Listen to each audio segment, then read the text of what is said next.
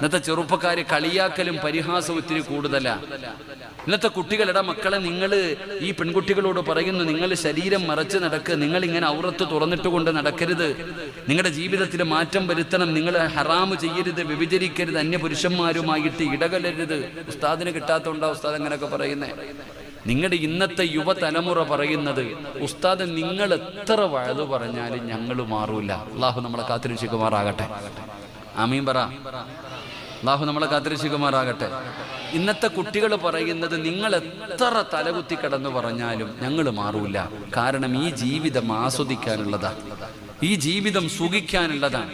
നിങ്ങൾ പറയുന്നത് പോലെ മരണത്തിന് ശേഷമുള്ള ആ സ്വപ്ന ലോകത്തിന് വേണ്ടി മാറ്റിവെക്കാനുള്ളതല്ല, ഇത് ആസ്വദിക്കാനുള്ളതാണെന്നാ പറയുന്നത്. അള്ളാഹു നമ്മളെ കാത്തിരക്ഷിക്കുമാറാകട്ടെ. അള്ളാഹു നമ്മളെ കാത്തിരക്ഷിക്കുമാറാകട്ടെ.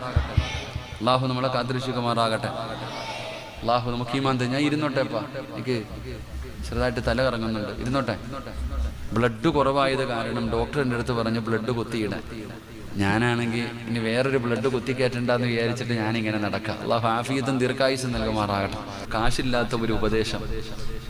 നമ്മളെപ്പോഴും വഅദ് പറയുമ്പോൾ ഈ പെണ്ണുങ്ങളെ ശ്രദ്ധിക്കണം. ഞാനാണെങ്കിൽ 9 വർഷം മുമ്പ് പ്രസംഗിച്ചപ്പോൾ ഞാൻ പറഞ്ഞു,